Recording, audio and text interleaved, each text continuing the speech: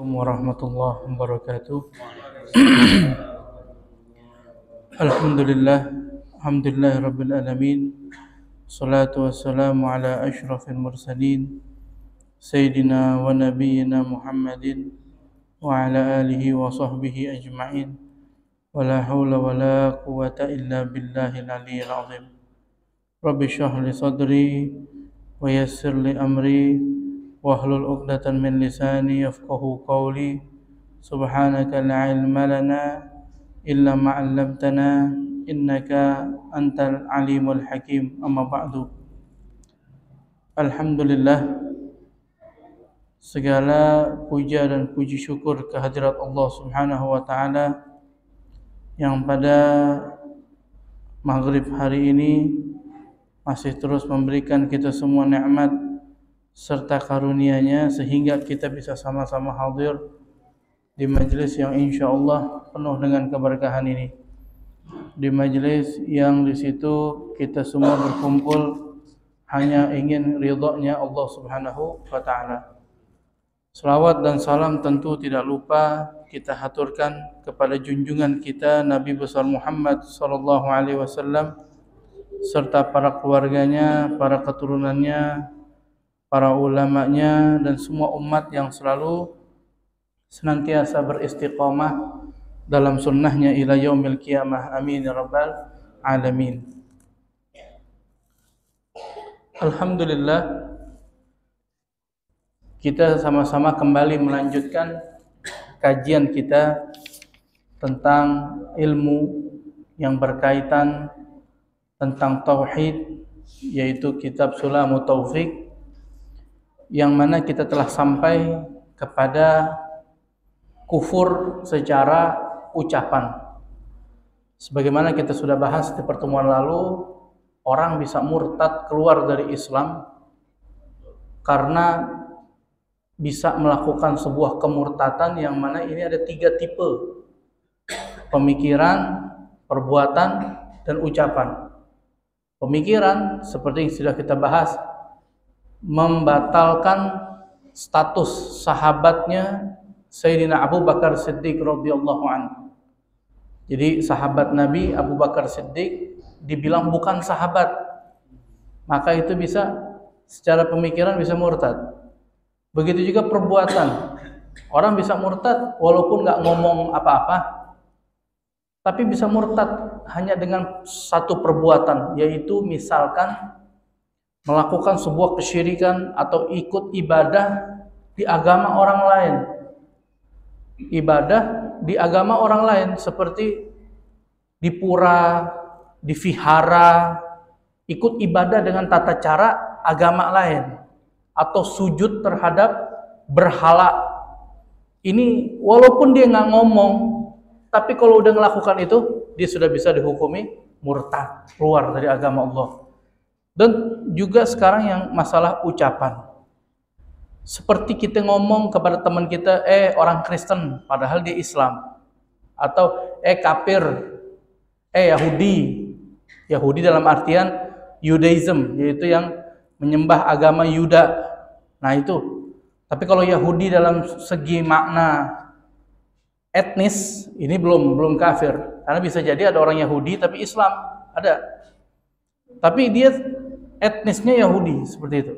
Tapi kalau Yahudi ini diartikan sebagai agama, penganut agama Judaism, nah ini sudah nggak boleh, murtad.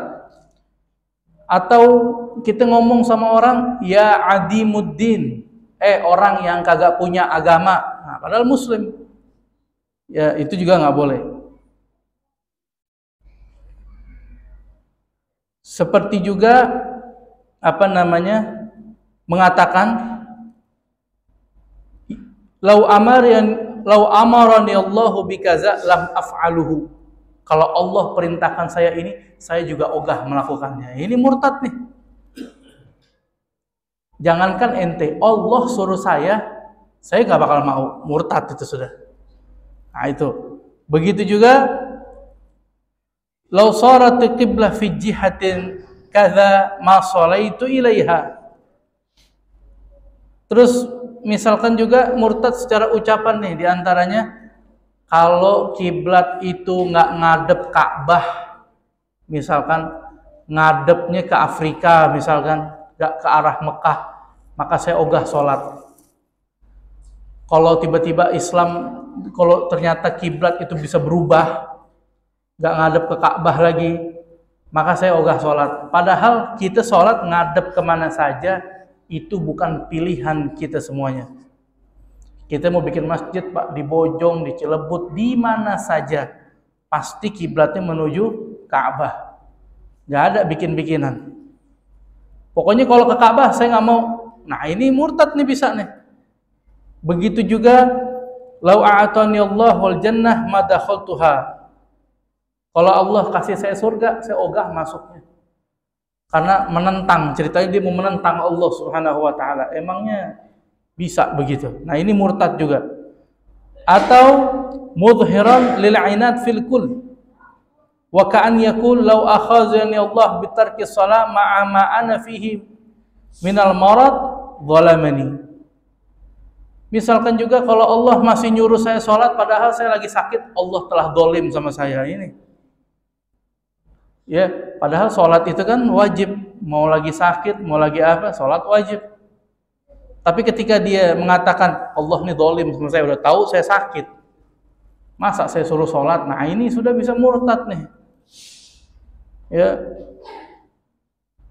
Au qala li fi'li hadasi li fi'lin hadasa hadza bighairi taqdirillah. Auzubillah. Atau berkomentar terhadap sesuatu mengatakan ini sih bukan takdirnya Allah nih mah. Terjadi sesuatu terus dia bilang ini bukan takdirnya Allah. Berarti ada sesuatu yang terjadi di luar takdirnya Allah Subhanahu wa taala. Ini bisa murtad ngomong kayak begini. Karena Allah itu Maha Qadir, Maha Mampu. Allah yang mentakdirkan. Bagi kita sebagai manusia mungkin itu sebuah kebetulan. Saya ke pasar ketemu Bapak misalkan, kebetulan bagi kita. Tapi bagi Allah Subhanahu wa taala itu bukan kebetulan. Kebetulan kita lagi jalan ketemu sama fulan. Kebetulan kita mau kemana nyasar malah ketemu sahabat lama. Semuanya kebetulan bagi kita, kebetulan karena kita ini tidak merencanakan. Kita cuma bisa ikhtiar usaha untuk merencanakan, tapi akhirnya hasil akhirnya endingnya itu Allah Subhanahu wa taala. Berapa banyak kita yang udah merencanakan matang-matang, Pak, tiba-tiba nggak jadi, tiba-tiba batal. Saya nih niat hari ini mau ke sini pakai motor aja deh, lebih cepat jalannya, set. Udah niat dari kemarin-kemarin, ternyata hujan awet, masya Allah. Jadi mau nggak mau pakai mobil. Masalah kendaraan aja kita nggak bisa punya kuasa untuk ngatur mau yang mana. Sekarang kalau saya rencanakan habis sholat isya, ini isya 7:30 betul ya, isya 7:30 adzannya. Begitu saya sholat isya, saya perkirakan waktu. Insya Allah kalau saya habis sholat isya langsung pulang, kira-kira sampai rumah itu jam 8:15. Paling mentok jam 8:30. Coba ntar kita tes. Pasti yang terjadi biasanya beda sama yang kita ini. Totonya lebih cepat, atau mungkin ternyata ada macet sehingga jadi lama. Ya, mau hadir pengajian misalkan di Jakarta, pernah nih kisah nyata. Pengajian mulai habis isya, insya Allah aman, berangkat jam 4 dari rumah, macet luar biasa, sampai Jakarta 8:30. Dari Bogor ke Jakarta 8:30, dari jam 4 sampai 8:30. Berarti 5, 6, 7, 8, 4 jam setengah baru sampai Jakarta. Subhanallah. Itu rasanya ke Cirebon aja gak segitu lama gitu. Ini rencana kita manusia, kita gak punya kuasa. Makanya saya ketawa betul nih kalau sekelas pemerintahan kita masih pakai jasa pawang hujan. Naudzubillah. Ini dari mana ini kayak begini? Di Indonesia Pak ada yang namanya BMKG. Apa itu kepanjangannya? Pokoknya dia yang ilmuwan, tim ilmuwan yang memantau cuaca. Kalau itu kita pakai boleh. Kenapa? Itu berdasarkan ilmu.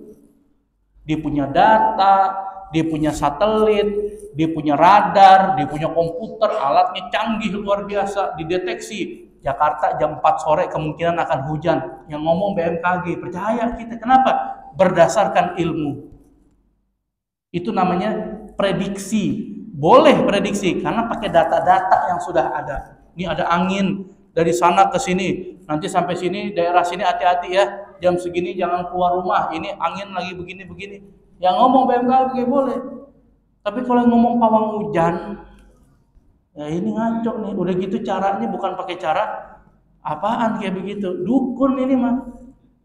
Tapi lucunya lagi, sekelas pemerintah kita pakai jasanya dia. Nauzubillah min dzalik. Nah ini nggak boleh.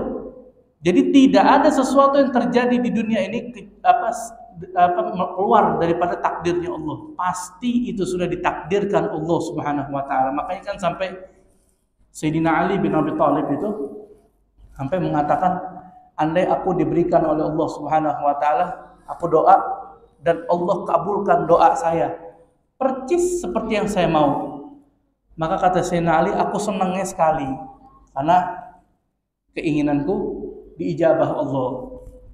Tapi kalau misalkan aku minta kepada Allah dan Allah tidak kabulkan doaku, justru aku senangnya malah 2 kali lipat. Kenapa? Karena yang pertama keinginan saya, yang kedua itu keinginannya Allah Subhanahu wa taala, dan ketahuilah yang Allah inginkan pasti jauh lebih baik daripada yang kita harapkan. Makanya guru-guru kita itu sering nasihatin begini.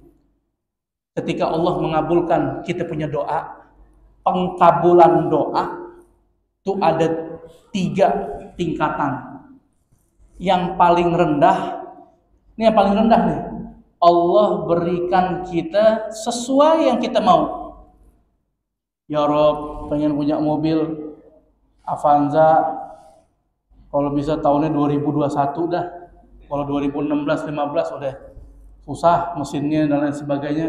2020 pengen punya Avanza warna putih, udah lengkap detil. Betul, Allah kabulkan percis yang seperti yang dia mau. Jangan senang dulu, ini pengkabulan doa yang paling rendah justru. Yang kedua di atasnya adalah mintanya Avanza dikasih Fortuner. Mintanya mobil, mintanya motor dikasih mobil. Berarti apa? Allah kabulkan doanya lebih dari apa yang dia mau. Itu baru yang kedua. Yang pertama ini yang nomor 1. Allah sama sekali tidak kabulkan di dunia, sama sekali. Tapi ternyata ketika dia meninggal dunia, Allah tukar doa yang dia di dunia itu, di-upgrade jadi dikasih surganya Allah Subhanahu wa taala. Ini derajat yang paling tinggi. Maka itu Pak, doa tidak akan pernah rugi orang berdoa. Maka kita ini salah masalah ini banyak yang kurang. Kesadaran untuk doain orang ini yang banyak kita tinggalkan nih.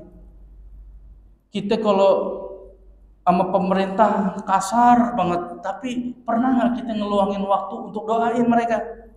Ya Allah, berikan pemimpin kami nanti yang sudah kepilih nanti nih.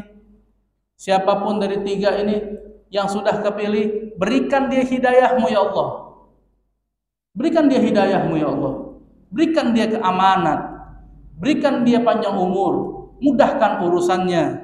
Karena kata Sayyidina Umar, pemimpin yang adil ini penting sekali. Sampai Sayyidina Umar itu mengatakan apa?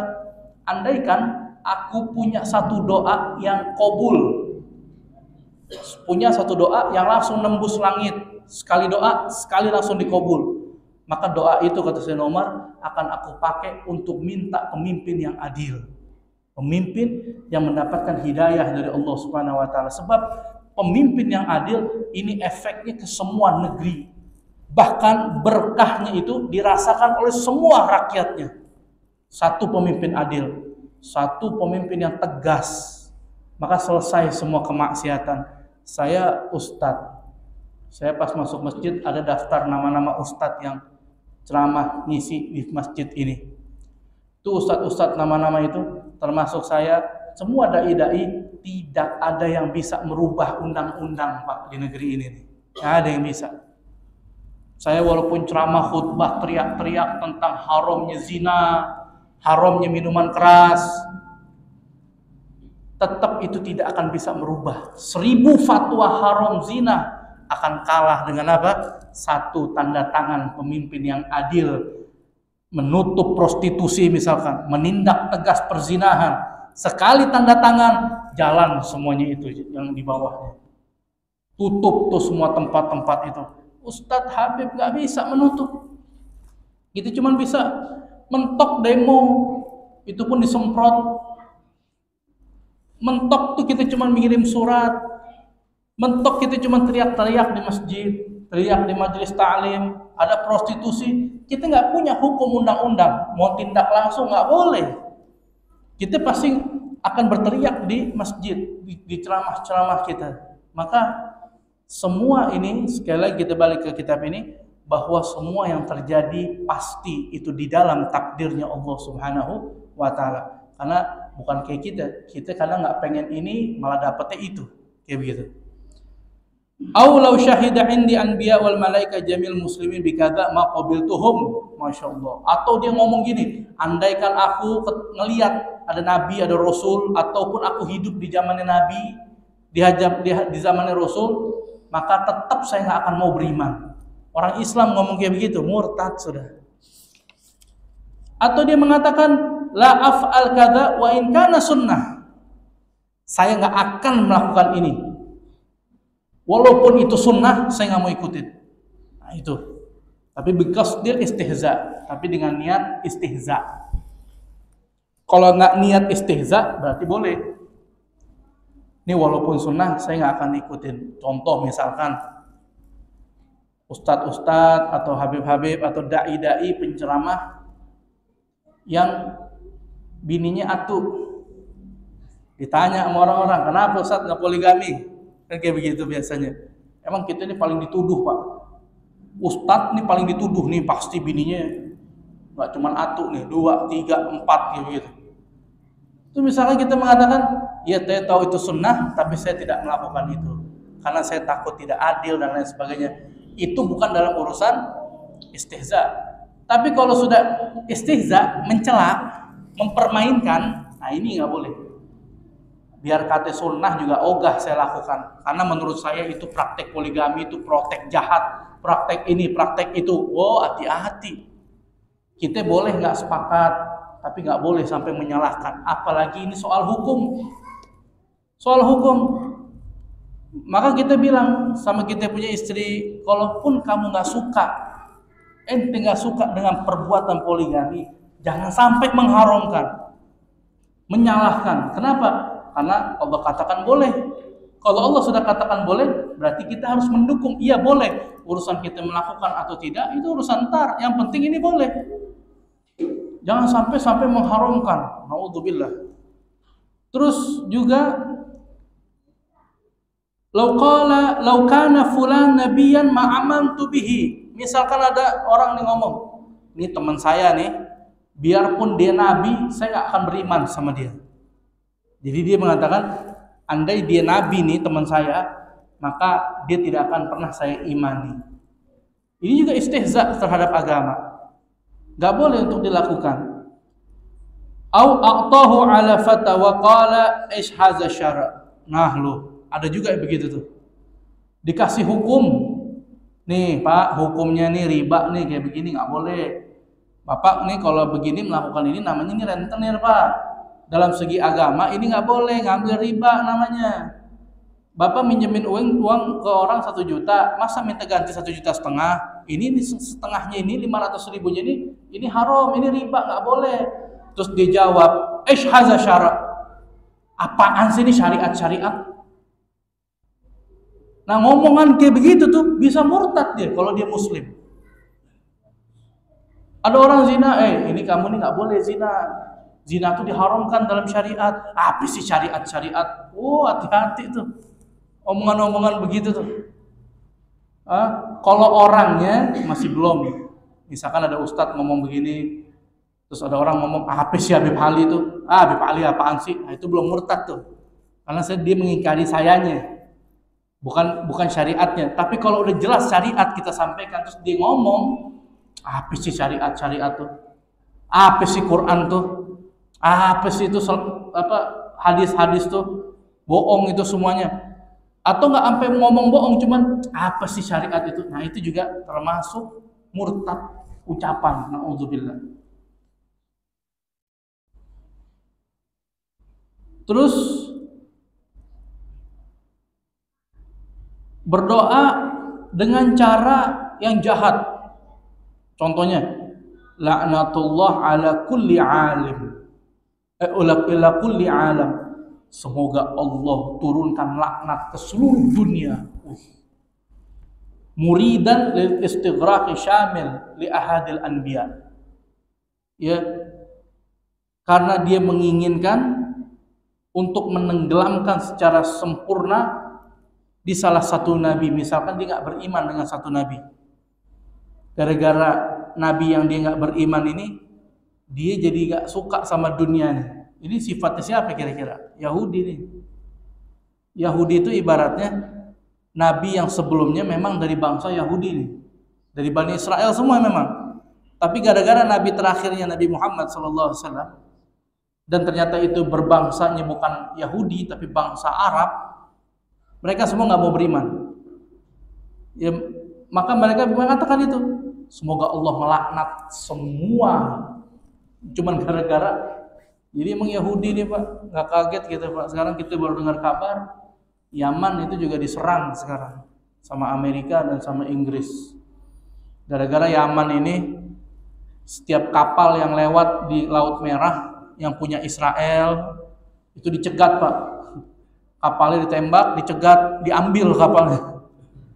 Jadi ini bukan kapal yang kita lihat di Ancol ya Pak ya. Ini kapal tanker yang gede-gede, yang bawa logistik, yang mungkin satu kapal tuh membawa muatan yang harganya puluhan triliun, bukan miliaran ya. Paling rugi. Jadi membuat rugi satu kapal tuh puluhan triliun. Kita bayangkan, di stop sama Yaman, di stop, ditembak sama Yaman, diserbu. Ternyata memang itu logistik. Nah kalau kapal mau ke Indonesia atau dari Indonesia dibiarin lewat. Nah tapi kalau kapal Israel ditembak, diambil kapalnya, tapi nggak dibunuh orang-orangnya. Yaman nggak ngebunuh orang, kapalnya diambil, orangnya dilepasin, tapi dibalas sama Amerika dan Inggris. Hudaidah diserang habis-habisan. Oh, berarti Yaman habis gini takut sama Amerika. Besokannya warga Yaman seluruhnya kumpul di ibu kota dan mereka berteriak mendukung pemerintah mereka, ikutin lagi, serang lagi mereka. Akhirnya kemarin ini terjadi penyerangan. Yaman menembakkan rudal balistik ke wilayah Inggris dan juga ke wilayah Amerika. Jadi kapal-kapal Inggris sekarang lagi sibuk nih ngelawanin rudal-rudal yang ditembakin dari Yaman. Ini merupakan sebuah hal yang harus kita dukung. Ini perjuangan, jihad namanya. Jadi kalau mau dibilang jihad, ini jihad. Berarti yang di Indonesia nih jihadnya bohong. Jihad ngebom masjid. Jihad ngebom apa? Bali dibom. Kan jihad itu namanya. Jahat itu sih namanya.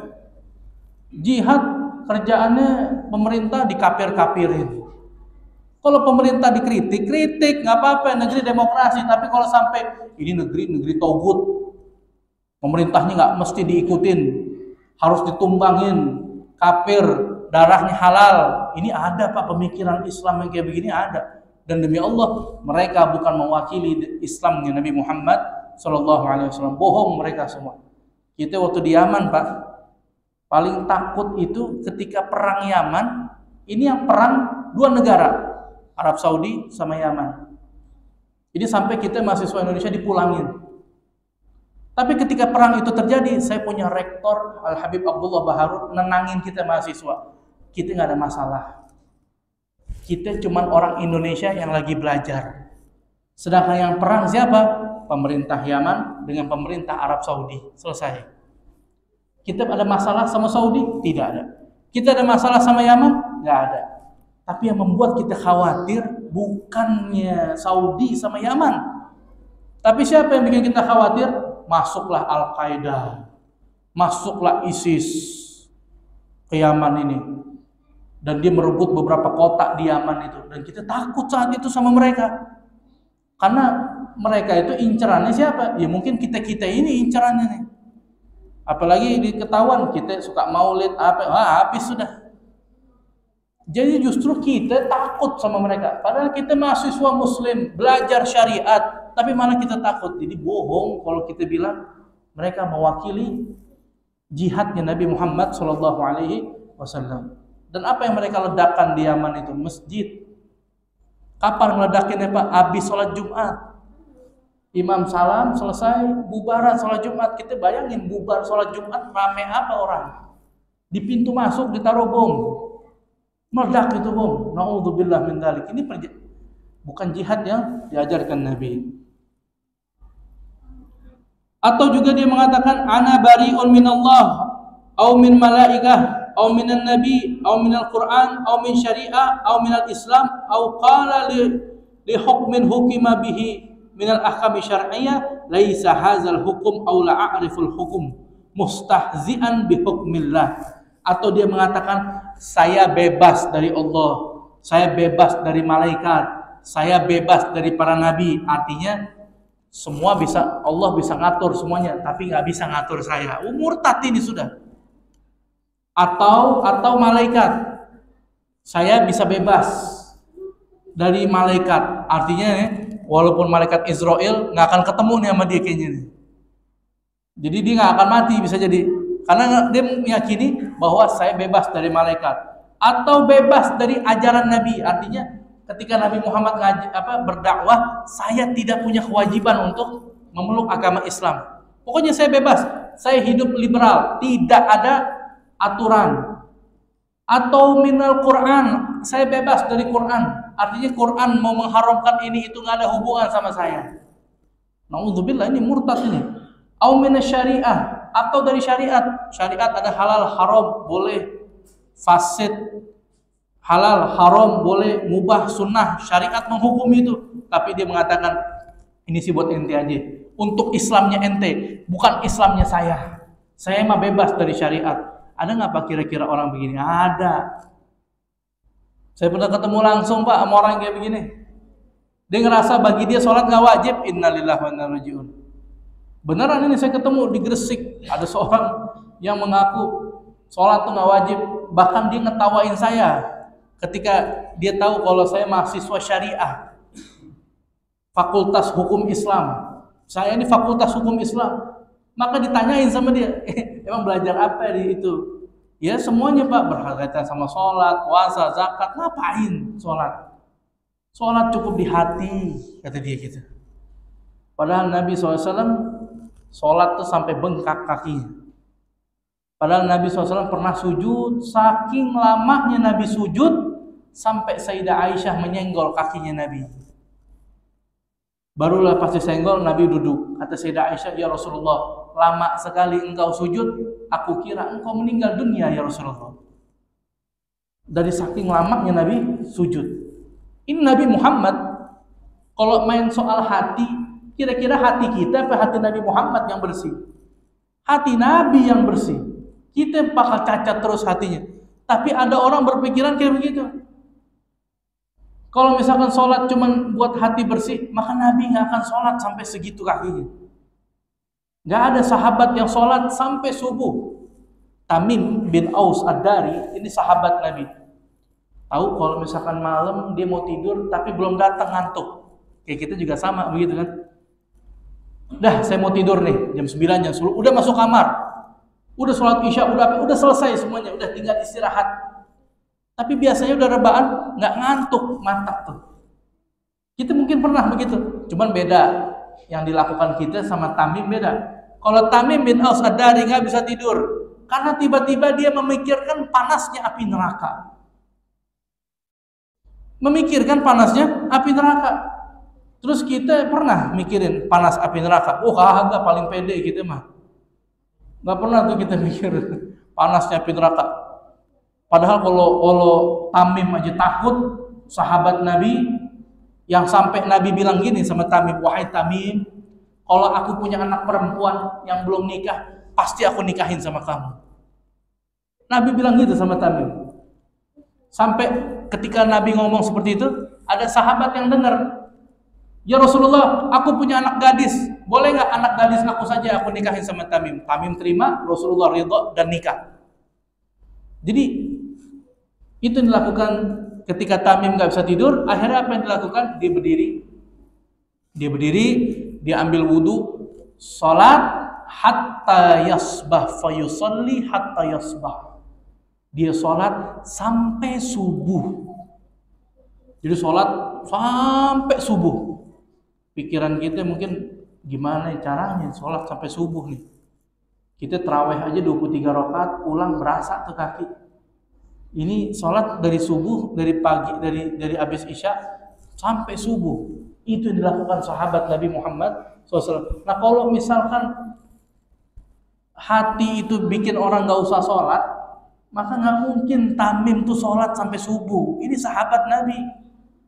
Terus tiba-tiba ada umat yang datang di akhir zaman, kita orang, terus dengan enteng mengatakan yang penting sholat mah hati, yang penting hati yang sholat, apa namanya syariat nggak penting, yang penting ma'rifat. Nanti kalau kita tanya, emang bisa orang sholat Jumat? Misalkan ada orang, zaman sekarang serem Pak, ada orang ngaku saya nggak sholat Jumat nih. Kenapa? Saya mas, guru saya mah kalau sholat Jumat itu di Mekah, sholatnya di Mekah. Ganti-ganti sih, minggu ini di Mekah, Jumat depan di Madinah, begitu aja deh, ganti-ganti deh. Terus kita tanya, lah emangnya di Mekah udah azan? Di sini zuhur jam 12, sholat Jumat jam 12 azannya. Emang di Mekah jam berapa? Masih jam 8 pagi, lu sholat di mana? Kayak begitu. Nanti kalau kita tanya begitu, pasti jawaban mereka nih, aku ma'rifat, ente belum sampai makomnya, ente belum sampai derajatnya, ente belum sampai ininya. Maka sekarang saya lihatnya orang makin ngawur masalah beginian. Sampai ada yang ngaku pernah ngobrol sama malaikat munkar nakir. Sampai nih Pak, nih seremnya nih, fitnah. Tiap 5 tahun kita selalu disuguhin sama pilpres. Itu memang sudah kondisi politik, mau gimana lagi, ada pemilihan. Saya juga nggak golput, saya milih kok. Saya juga dukung salah satu paslon, tapi nggak begini caranya. Ini ada orang Pak, ini beneran kisah nyata, betul-betul ada videonya, disebar luaskan. Ada salah satu yang mendukung salah satu paslon mengatakan, Bapak, saya dukung Bapak ini karena disuruh sama Nabi Khidir alaihissalam. Wih, apaan nih kayak begini nih? Saya dapat bisikan, guru saya dapat bisikan. Ini saya punya guru itu dari kecil dididik, dibesarkan oleh Nabi Khidir, kata dia. Itu ngaco pertama tuh. Ngaco kedua, dan Nabi Khidir datengin saya. Kata Nabi Khidir, saya takut kalau Bapak ini nggak menang. Innalillahi wa inna ilaihi raji'un. Dan ini ada Pak videonya nyebar di mana-mana. Yang ngomong kayak begitu apakah orang biasa? Enggak, mereka mengaku mereka ulama. Mereka mengaku mereka pendakwah. Dan betul mereka punya pesantren. Yang ngomong begini ini punya pesantren. Tapi berani ngomong kayak begitu. Innalillahi wa inna ilaihi raji'un. Nah, ini hati-hati sekali. Ini fitnah yang setiap 5 tahun saya rasa ada nih kayak begini nih. Mengaku mimpi ini, ngaku mimpi itu demi untuk pilihan ini. Islam itu mengajarkan kita untuk menggunakan politik untuk syiar, untuk Islam, seperti menutup pelacuran tempat-tempat lokalisasi dengan politik. Itu perjuangan kita. Jadi kalau ada orang yang amanat baik mau masuk ke pemerintahan, dukung Pak. Mudah-mudahan dari tangan dia ini, dari tanda tangan dia akan muncul kebijakan-kebijakan yang memenangkan agama Allah, seperti menutup tempat minuman keras. Apa kita nggak khawatir sama anak-anak muda kita? Malam tahun baru kemarin mabuk, bertengkar. Kalau anak muda sudah mabuk, apa yang nggak bisa dia lakukan? Dia bisa ngebegal, dia bisa berzina, dia bisa membunuh. Gara-gara mabuk. Berarti minuman keras musuh kita semua. Kalau ada pemimpin yang adil menutup minuman keras, kita bersyukur. Perzinahan, maaf banget Pak, disurvei ini sama lembaga-lembaga yang peduli sama ini. Dan kita bisa lihat berita-beritanya sampai detik ini masih bertebaran di mana-mana. Bagaimana perzinahan itu begitu luar biasa. Takutnya kita Pak, khawatirnya anak-anak kita nanti nih, mereka nih besarnya 20 tahun lagi, 10 tahun, 15 tahun lagi, mereka nggak bisa lari-lari lagi di masjid. Sudah dewasa, mereka mulai kuliah, mereka akan melihat, berhadapan dengan kesempatan-kesempatan, godaan-godaan untuk terjun, naudzubillah, ke dalam perzinahan. Dan kita bisa dapatkan bahwa banyak banyak siswi-siswi yang terpaksa di satu daerah nih, saya nggak sebut daerahnya, tapi insya Allah bukan di Bogor. Siswi yang terpaksa harus berhenti sekolah untuk nikah muda. Kenapa? Karena mereka sudah mengandung. Karena sebab berpacaran. Ada seorang anak SMA izin sama gurunya mau ke rumah sakit, mau ke kamar mandi. Begitu sampai di kamar mandi, semua kelas-kelas yang dekat kamar mandi itu mendengar ada suara teriakan bayi. Begitu dibuka pintunya oleh guru yang perempuan, ini anak sedang memegang anaknya dia yang baru dia lahirkan di kamar mandi itu. Anak masih SMA. Ada juga yang SMP. Nah sekarang untuk memberantas itu semua, kita butuh pemimpin yang benar, yang berani, yang menutup itu semua, yang bisa menjaga, menjauhkan dari jalan-jalan menuju perzinahan. Sebab Ustadz nggak mampu berubah undang-undang. Makanya untuk Pilpres ini ayo dukung mereka-mereka yang sekiranya punya komitmen sama umat Islam. Jangan cuma ditawarin karpet gitu Pak. Pas mau Pilpres masjid tawarinnya apa? Karpet. Ini AC-nya kayaknya kurang dingin, soalnya mati, tambahin deh. Ini masjid kayaknya kalau ditingkat oke nih, ditingkatin. Tapi nanti pilih kita ini dan itu. Dan ini bukan 1-2. Insya Allah kalau ini mah nggak ada yang kayak begitu. DKM-nya kebal semua kalau di sini. Tapi di tempat lain Pak, DKM-nya lembek. Dikasih begituan mau, akhirnya ngedukung. Gara-gara udah ngedukung si bapak ini, semua yang khutbah harus ditanya dulu. Bapak Ustadz, kira-kira nomor berapa? Innalillahi wa inna ilaihi raji'un. Mau khutbah Jumat ditanya begituan coba. Mau khutbah ditanya begituan. Nah ini sudah nih. Makanya DKM ini luar biasa. Tanggung jawabnya kepada umat Islam begitu luar biasa. Jangan sampai ini semuanya kita ada nomor-nomor dan lain sebagainya. Cukuplah yang nomor tuh baju koko tuh bernomor dah. Peci bernomor gitu. Sepatu, Bapak beli sepatu nih bernomor harusnya. Kalau nggak bernomor bahaya, itu kagak muat gitu. Itu harus tahu nomornya buat sepatu, tapi buat masjid udah jangan pakai nomor-nomor. Naudzubillah. Atau misalkan dia dihukumi dengan satu perbuatan dalam syariat, misalkan dia berzina, maka dihukumi, kamu berbuat zina, dosa besar. Maka dia mengatakan, laisa hadzal hukum aw la a'rifal hukmah. Atau dia mengatakan begini setelah dihukumi itu perbuatan haram, laisa hadzal hukum, enggak, ini bukan hukum. Artinya dia menentang, udah dibilang haram, dia bilang enggak, ini enggak haram. Ya begitu.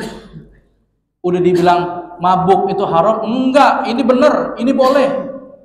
Atau la a'rifal hukum, oh saya enggak tahu. Kalau minuman keras itu haram, saya enggak tahu. Tapi dengan maksud mustahzi'an billah bihukmillah, dia dengan maksud mengatakan itu untuk meledek hukumnya Allah Subhanahu wa ta'ala. Nah itulah kira-kira yang bisa membuat orang murtad secara ucapan. Di antaranya juga lagi, masih banyak ini contohnya lagi, yakfur man syatama nabiyan aw malakan. Kafirlah orang yang mencaci nabi, satu nabi saja. Selain Nabi Muhammad juga sama, Nabi Muhammad dan selain Nabi Muhammad, satu nabi saja. mencela Nabi Idris, Nabi Nuh, Nabi Saleh, atau mencaci malaikat. Ini malaikat nggak ada kerjaannya nih, ini malaikat begini, dikata-katain malaikat, itu juga bisa murtad.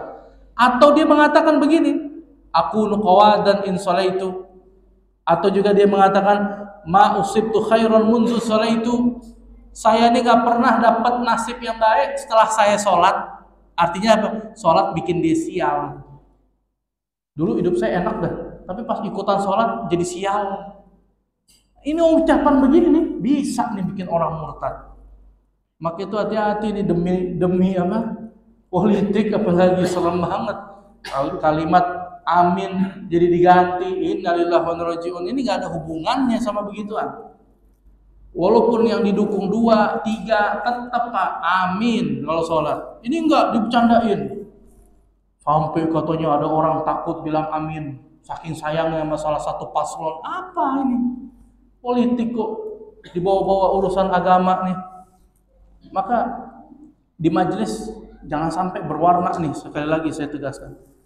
Lanjut, as-salatu la tuslih li, atau juga dia mengatakan salat tidak bisa memberikan saya kebaikan. Salat tidak membenahi diri saya. Saya susah terus saya salat, tetap susah. Artinya saya tidak ada yang dirubah oleh Allah ketika saya salat. Dengan maksud dia mencaci maki. Dengan maksud dia istihza, atau juga dia mengatakan kepada orang muslim ana aduwu wa aduwi nabiyyika. Misalkan kita mengatakan sama orang muslim, sesama orang muslim, kita ngomong apa? Saya nih musuhnya nabi ente. Ente punya nabi, ini saya musuhnya. Itu jelas, itu sudah. Nauzubillah min dzalik. Maka ini ucapan nih serem banget nih. Di awal kitab ini Habib Abdullah sudah bilang, orang itu banyak bercanda soal ucapan-ucapan dan dia tidak merasa kalau itu sebuah kesalahan, apalagi ini sebuah kekufuran. Dia ngerasa salah aja enggak, apalagi ngerasa itu kalimat yang menyebabkan orang keluar dari agama Allah Subhanahu wa taala. Ini serem sekali. Atau mengatakan li syarifin, mengatakan kepada para salah seorang habib syarif, ke Habib Abdurrahman misalkan, ngomong apa? Ana aduwi wa aduwi jaddik. Saya ini musuhnya ente punya kakek. Wah, sama tuh. Ya. Muridan lin nabi, yang bertujuan untuk ke Nabi Muhammad SAW. Nah, ini sudah murtad, keluar dari agama Allah Subhanahu wa taala. Au yaqulu syai'an min nahwi hazil al-fatir bash'ati saniyah. Waqad 'ada Syekh Ahmad bin Hajar Al-Qadhi Iyad rahimahumullah taala fi kitabih Al-A'lam wa Syifa asya' katsira. Kata beliau, ini percontohan seperti ini banyak sekali, bahkan Al-Imam Ibn Hajar dan Al-Imam Qadhi Iyad ini dua-duanya ulama yang terkemuka dalam kitabnya mereka yang namanya kitab Al-A'lam dan juga kitab Asy-Syifa karangan dari Qadhi Iyad, Al-A'lam karangan dari Imam Ibn Hajar, Syekh Ahmad bin Hajar. Asya' katsira, sesuatu yang sangat banyak sekali. Jadi yang dinukilkan sama Habib Abdullah ini sedikit. Sedangkan di kitab Asy-Syifa karangan daripada Al-Imam Qadhi Iyad dan juga Imam Ahmad Ibn Hajar, itu di kitabnya berjudul Al-A'lam, ini lebih banyak lagi contoh-contoh ini. Berarti apa Pak? Ulama sangat memperhatikan ucapan kita. Ucapan gak bisa diremehkan. Lah orang bini kita aja halal gara-gara kita mengucapkan saya terima nikahnya. Bahkan ada 3 hal bercandanya sah. Apa itu? Nikah, cerai, rujuk. Ini bercandanya aja sah nih. Makanya hati-hati ngomong sama bini itu, hati-hati. Ya, ini tiap ribut cerai ngomongnya. Tiap ribut cerai, jangan. Jadi ucapan cerai, biar kata bercanda, jadi tuh cerai itu. Cerai, nikah juga bercanda bisa sah tuh. Bapak punya anak perempuan nih, udah gadis, ketemu anak muda, anak muda mau nggak sama anak saya nikahin nih sama kamu. Tuh anak muda nyaut, saya terima nikahnya. Jadi Pak, sah tuh, hati-hati itu.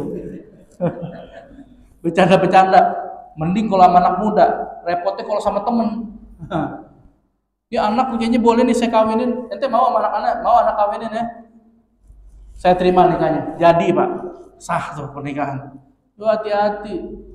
Makanya hikmahnya dalam perceraian yang megang cerai laki-laki.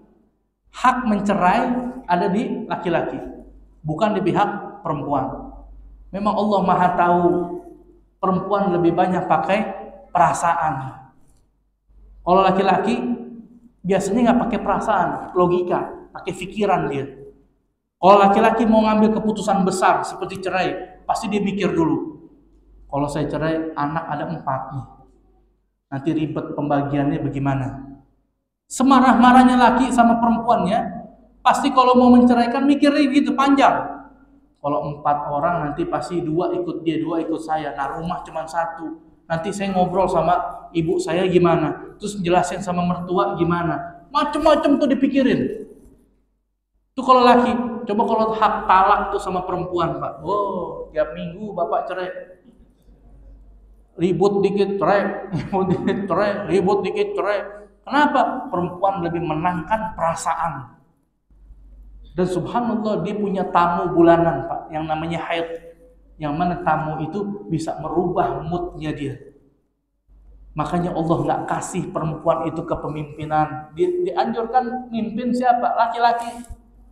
Bayangkan kalau perempuan yang mimpin, repotnya luar biasa. Kita kalau punya anak di pesantren, bapak tegas. Nah, jajan kamu selama di pesantren 300.000 1 bulan. Pokoknya kalau sebelum 30 hari, sebelum 1 bulan udah habis, rasain. Saya pesuruh nggak jaga-jaga duit. Itu bapak. Tapi coba lihat ketika anaknya habis 10 hari baru udah habis tuh 300.000. Mau jajan lagi nggak ada duit, pasti dimintanya sama ibunya. Kan saya kan ustadz di pondok nih, udah tahu masalah beginian. Kalau duit santri udah habis, nggak berani santri minta sama bapaknya, karena bapaknya pakai profesional. Profesional kamu, 300, dididik menjadi punya komitmen. Tapi kalau ibu nggak bisa begitu. Ma, pengen jajan ma, duit habis kemarin begini begitu, dikirimin. Paling itu ibu ngomong, jangan bilang bapaknya, selesai. Perempuan biasanya pakai hati dia. Makanya hatinya itu perempuan dijaga. Kita semua tuh diangkat oleh Allah Subhanahu wa taala. Ketika kita jadi laki, jadi suami, maka kita diangkat. Berat loh, jadi laki itu berat, Pak. Kita nih, Pak, sebagai laki mau sholat kita sampai jidat biru, bukan hitam lagi, Pak. Ini bukan hitam lagi, Pak. Sampai biru, udah jidat bonyok sudah. Sujud mulu. Tapi kita punya bini, kita nggak suruh nutup aurat. Gibah tiap hari kita diemin. Aurat terbuka di media sosialnya, di media sosial dan di alam nyatanya. Terbuka auratnya, kita nggak perhatiin itu. Mau kita ibadahnya setinggi langit, jangan harap mau masuk surga gitu. Jangan harap. Maka itu sampai sini kajian kita pada kesempatan hari ini.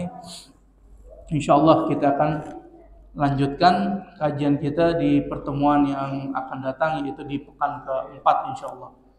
Ini saja, hadani Allah ila siratal mustaqim. Assalamualaikum warahmatullahi wabarakatuh.